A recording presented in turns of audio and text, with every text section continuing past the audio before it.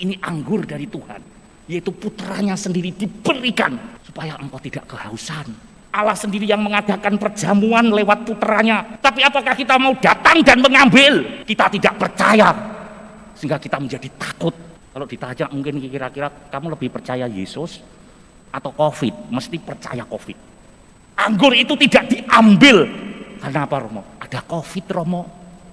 Apakah Yesus tidak mampu mengatasi itu? Mati jadi bangkit aja sudah luar biasa, apalagi cuma COVID. Itu artinya kita sudah diundang Tuhan, Dia yang mengadakan perjamuan, Dia nanti yang akan membereskan. Tetapi kita tahu, nggak ada yang berani. Bukan berarti saya mengajak Anda gaya-gaya sok-sokan. Sudahlah, datang diambil, pakai pakaian yang layak. Artinya apa? Siapkan hatimu secara rohani, secara fisik juga, pakai masker. Jangan datang terus, wah sudah dijamin Tuhan, nggak dipakai. Ya enggak lah, Tuhan nggak ngajarkan gitu kok. Demikian pula sudah perjamuan dia mengambil piala.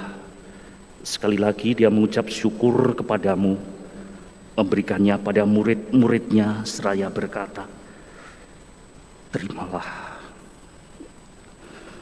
dan minumlah kamu semua. Inilah piala darahku, darah perjanjian baru dan kekal yang ditumpahkan bagimu dan bagi semua orang demi pengampunan dosa. Lakukanlah ini untuk mengenangkan daku.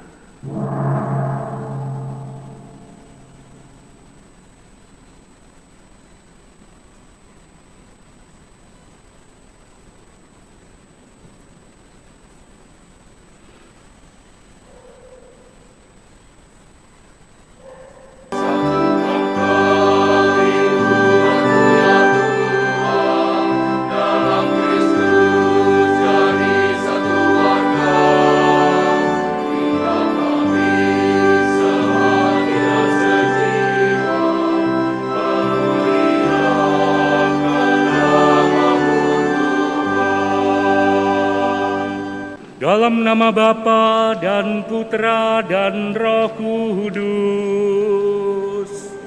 Amin. Tuhan bersamamu. Dan bersama rohmu. Saudara-saudara yang terkasih, kita berkumpul di tempat ini untuk bergabung dengan suatu perjamuan di mana Tuhan sendiri yang menjamu kita. Maka pada hari Minggu pekan biasa yang kedua ini tidak ada rasa syukur kecuali Dia masih berkenan mengundang kita. Oleh karena itu mari kita persiapkan apakah undangan dari Dia kita sudah datang dengan pakaian yang layak, pakaian yang pantas.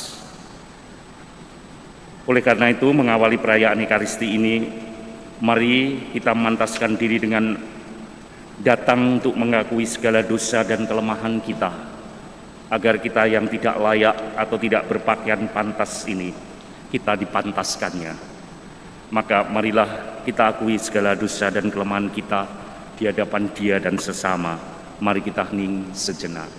Saudara-saudara, pada Minggu biasa pekan kedua kita diajak menjadi orang yang percaya melalui tanda yang dibuat oleh Yesus. Itu berarti kalau kita mau menjadi percaya karena firman hari ini, kita manusia semuanya perlu dan membutuhkan anggur yang dari Tuhan. Karena hanya Tuhan yang bisa memberikan anggur yang semacam ini, bukan anggur made in atau ciptaan siapapun, kecuali anggur yang dari Tuhan. Saudara-saudara yang terkasih, kita melihat bahwa ini adalah tanda pertama yang dikerjakan oleh Yesus. Orang mengatakan ini mukjizat pertama yang dikerjakan Yesus, yaitu perubahan air menjadi anggur. Dan dikatakan di situ menjadi tanda pertama yang dikerjakan Yesus. Kita akan memahami peristiwa ini dengan lebih baik apabila kita kontekskan atau kita menempatkannya dalam seluruh Injil Yohanes. Karena dalam Injil inilah mukjizat ini dikatakan sebagai yang pertama. Dan pada akhir dari Injil Yohanes dia katakan tidak semuanya akan dicatat atau ditulis. Ini sudah cukup. Karena kita kadang-kadang tidak mengerti bagaimana waktu kecil Yesus, artinya setelah dia jadi remaja, tiba-tiba hilang. Kita tidak ngerti dia di mana. Orang Jawa bilang moro-moro, ujuk-ujuk ya. Apa bahasanya ujuk-ujuk bahasa Indonesianya? Tiba-tiba gak cocok. Yesus gak usah diganti ujuk-ujuk ya. Yesus datang berkarya. Tidak tercatat itu. Tapi Yohanes sudah berkata loh ya, di akhir Injilnya dia menulis, tidak semua harus dicatat, dikatakan. Ini sudah cukup. Yang penting membuat kamu percaya. Ya, maka kalau ada orang mengatakan, wah Injil itu sudah dipalsukan, sudah dikurangi, bodoh amat. EGP, emang gue pikirin. Yohanes sudah menunjukkan tidak semua harus kita ketahui. Kenapa? Tidak setiap yang kita tidak tahu bukan berarti itu tidak ada. Bukan demikian? Kalau engkau nggak tahu, bukan berarti itu tidak ada. Tapi memang kita nggak tahu apa. Dan itulah mengapa Injil ini hari ini disampaikan supaya kita percaya. Ditulis komplit, detail, kowe gak percaya sia-sia, gak ada gunanya. Memang mukjizat ini kita lihat apakah benar-benar ini mukjizat. Karena kita tahu pasti ketika air itu disuruh dikirim, memang ada yang tahu jadi anggur kapan? Enggak tahu toh. Pelayan aja yang sudah jelas ngerti disuruh ambil air, terus dia disuruh kirim air itu juga. Dia enggak ngerti kok. Apakah waktu dia disuruh ngambil ngisi air itu sudah jadi anggur? Rasanya sih belum. Lalu tiba-tiba Yesus berkata, sudah ambil cedok, kirimkan kepada pemimpin pesta. Emang roh sudah berubah? Tidak diceritakan kok. Kita jangan ngarang loh ya. Supaya kita ini tidak berasumsi. Jelas enggak ngerti kok. Kita mau, iya jadi anggur kok Romo. Di kapan? Sama aja ketika engkau Ekaristi, imam mengatakan jadi tubuh dan darah. Apakah tahu kapan? Kecuali kemudian hosti itu terus jadi daging gitu. Peruntul, wah itu baru kita. Gak ngerti kok kita kok kapan kok. Kita sudah moro-moro tahu setelah semua selesai kita diberikan tubuh Kristus. Kok jawab apa? Ketika imam berkata tubuh Kristus, umat jawab apa? Apa artinya itu? Amin. Ya, aku percaya. Percuma engkau datang ke Ekaristi dengan waduh kusuk apa saja. Ketika engkau diberi tubuh Kristus kadang-kadang enggak jawab. Loh, jane kowe iki percaya apa ora sih? Diberi tubuh Kristus harusnya aja. Iya, aku percaya. Amin. Tapi blunyur balik ngono ae. Loh, kamu janjane percaya atau ragu-ragu? Ya. Kadang-kadang ada orang enggak jawab. Tak kei pora yo, tak kei pora yo. Sebab kalau dia itu nanti enggak percaya percuma, enggak ada artinya. Kita harus juga menjawab apa yang disampaikan Tuhan. Ini loh tubuhku. Amin, ya aku percaya. Itulah tandanya kita membutuhkan anggur yang dari Tuhan. Mukjizat ini bukan hanya pertama dalam urutan waktu, melainkan pula kalau kita lihat di sini sebagai permulaan dari mukjizat-mukjizat yang akan dikerjakan Yesus, dan dia akan terus melakukan mukjizat itu yang telah diawali oleh dia bahkan sampai sekarang. Ini sudah 2000 tahun lebih loh. Tapi mukjizat itu selalu dan selalu ada. Masih engkau tidak percaya? Masih engkau ragu? Sudah jelas di situ dikatakan. Saudara-saudara yang terkasih, apa yang telah dicatat dalam Injil telah ditulis supaya kita sungguh-sungguh percaya. Masalahnya sekarang percaya apa? Semua sudah ditulis oleh Yohanes supaya yang membaca dan mendengarkannya percaya. Tapi percaya apa sih pastor? Ya percayakan Yesus.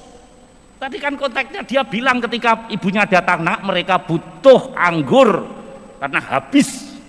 Itu sudah jelas, maka saya katakan itulah mukjizat. Sebab anggurnya sudah jelas, ada data objektif, entek kentekan. Dan bagi orang Yahudi, kalau dia sampai kehabisan dalam perjamuan itu anggur, itu bukan perjamuan. Itu tradisi Yahudi. Akan membuat malu si tuan rumah. Dan itu pelayan sendiri yang menyediakannya, karena apa? Dia yang diminta untuk mengantar anggur dan sudah bingung. Ada problem di sini. Dan siapa yang PK? Ketika ada persoalan-persoalan itu, intuisi seorang wanita ibu jauh lebih dahsyat daripada laki-laki. Ya, murid-murid yang dekat dengan Yesus juga datang tuh, tidak bersamaan. Tapi sudah mereka minum sehingga nggak ngerti kalau ada kesulitan. Itu sebabnya kalau kita sedang mengalami berbagai persoalan, tuh dia ada di situ. Dia orang pertama yang tahu dengan intuisinya seorang ibu kesulitan kita. Maka kita harus datang kepada dia. Supaya apa? Dia menyampaikan. Yang punya gawe, si pengantin itu malah tidak tahu. Maria lebih tahu. Dan dia harus apa? Ketika persoalan itu datang, dia mengantar kita untuk datang kepada anaknya. Bukan kepada yang lain. Tapi seringkali kita datang bukan meminta pertolongan Bunda Maria. Tapi kita datang di luar itu semua. Maria mengajarkan kepada kita untuk menaruh harapan itu kepada putranya. Sebab apa? Dia sudah mengalami peristiwa itu sendiri ketika Allah mengatakan bahwa anak yang kau kandung akan menjadi raja. Tetapi di akhir Injil semua dicatat, Maria menghadapi, ya opo mosok ngene raja. Dia loh sekarang sedang berjuang antara hidup dan mati. Mana raja itu? Tetapi Maria mengajarkan kepada kita, tetaplah kau berharap pada putraku. Itu sebabnya dia terus ada di bawah kaki Yesus. Harapan itu mungkin sudah tidak ada. Sebab apa? Yesus ini sedang berjuang ya, antara hidup dan mati. Bagaimana mau jadi raja? Turun dari salib aja mungkin sudah tidak mampu. Tapi Maria tetap setia di situ. Diajarkan untuk kita tetap berharap. Bahasanya, sekalipun ketika kamu berharap, harapan itu sudah tertutup rapat, Maria tetap mengajarkan kepada gereja, kepada saya, kepada Anda untuk tetap berharap kepada putranya. Kecuali Yesus sudah mati, mau apa? Dia masih. Apalagi ketika Maria mendengar, selesailah sudah. Lalu Yesus menundukkan kepalanya, mati. Maria tetap di situ. Mengapa ketika Yesus sudah mati, dia tetap punya harapan? Itu karena dia benar-benar murid pertama, murid yang bukan hanya mendengar tapi melakukan. Dia masih ingat ketika Yesus berkata kepadanya, anak manusia nanti akan menderita, dia akan disalibkan, wafat. Tetapi 3 hari kemudian dia bangkit. Itu kata-kata yang diingat Maria.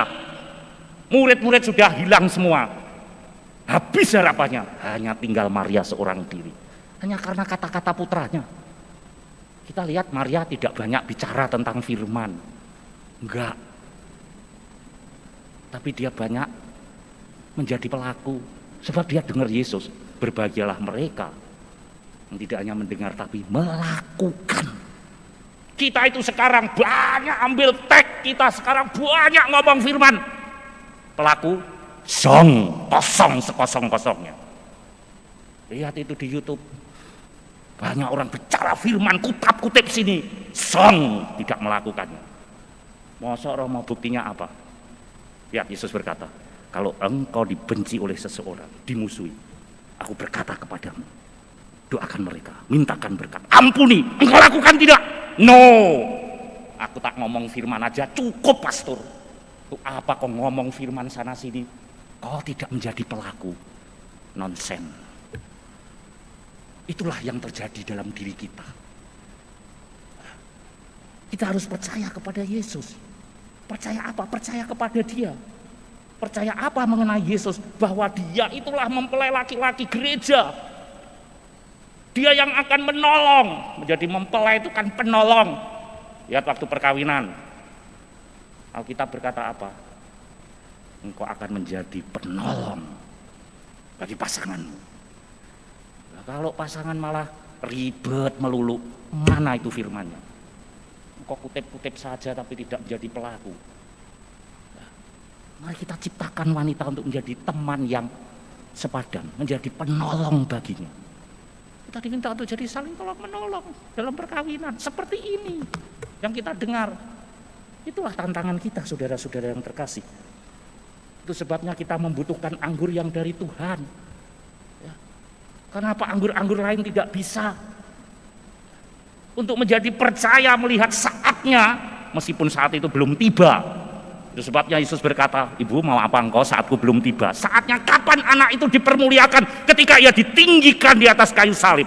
Masih jauh. Saat Yesus nanti bangkit, itulah saat anak dipermuliakan. Ini masih awal. Makanya Yesus bilang, ibu saatku belum tiba. Tapi ya sudahlah, supaya orang makin mulai mengerti siapakah aku ini. Kita membutuhkan anggur yang dari Tuhan. Apa itu artinya? Dalam setiap persoalan hidup kita, kita membutuhkan anggur dari Tuhan. Dan Tuhan memberikan anggur itu lewat anaknya. Itu sebabnya dalam Ekaristi dia memberikan tubuh dan darahnya supaya kita hidup, supaya kita selamat. Tuhan memberikan apa? Anaknya sendiri, anggur itu, anggur yang tidak pernah masam. Tetapi anggur-anggur yang di luar dari Tuhan tidak bertahan lama.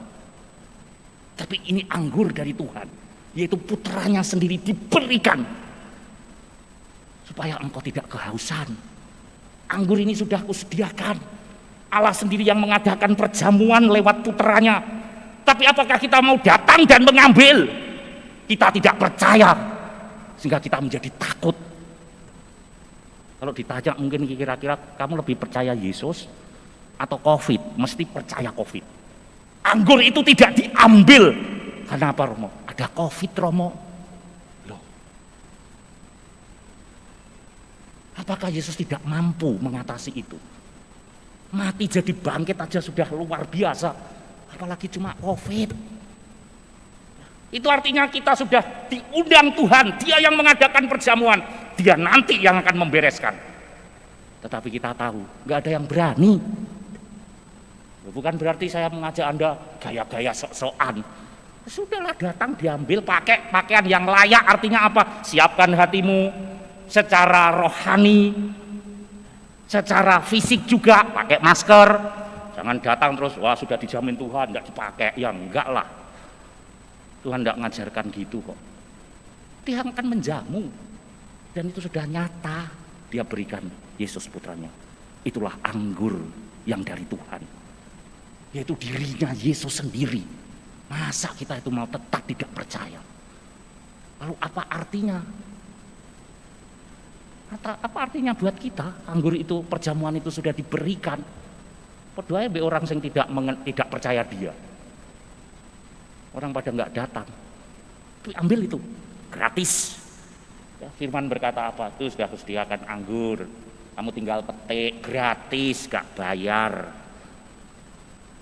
Tapi kita tetap datang dengan keraguan-raguan, ketidakpercayaan. Maka mari Bapak Ibu Saudara-saudara mengalami mukjizat yang diberikan Tuhan, yaitu memberikan anggur yang dari Tuhan, yaitu Yesus sendiri, sang anggur kehidupan. Mari di tahun 2022 ini, seperti halnya Yesus mengawali karyanya dan mukjizat, maka kita juga harus menggenapi nubuat itu. Jika engkau mau datang dan mengambil anggur yang diberikan Tuhan, yaitu putranya dalam Ekaristi. Kiranya ini menjadi awal juga kebangkitan kita untuk berani mengambil, menerima anggur yang dari Tuhan, anggur kehidupan yang tidak pernah lengang karena ada masalah, sakit, penyakit, kesukaran ekonomi. Dia akan tetap memberikan anggur kehidupan, yaitu Yesus Kristus, Tuhan, Allah, dan Juru Selamat kita sekalian. Amin. Marilah menyatakan misteri iman kita. Wafat Tuhan kami wartakan, kebangkitan kami nyatakan,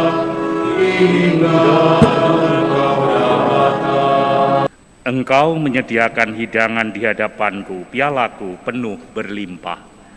Tuhan bersamamu dan bersama rohmu. Berkat Allah senantiasa dilimpahkan pada saudara sekalian, beserta seluruh anggota keluarga dimanapun, komunitas-komunitas sepanjang hari ini. Allah berkenan menaungi, melindungi, membimbing dalam berkat kesempurnaan Allah Tritunggal yang Maha Kudus, Bapa dan Putra dan Roh Kudus. Amin. Perayaan Ekaristi sudah selesai, kita diutus untuk mewartakan kasih dan Injilnya. Syukur kepada Allah.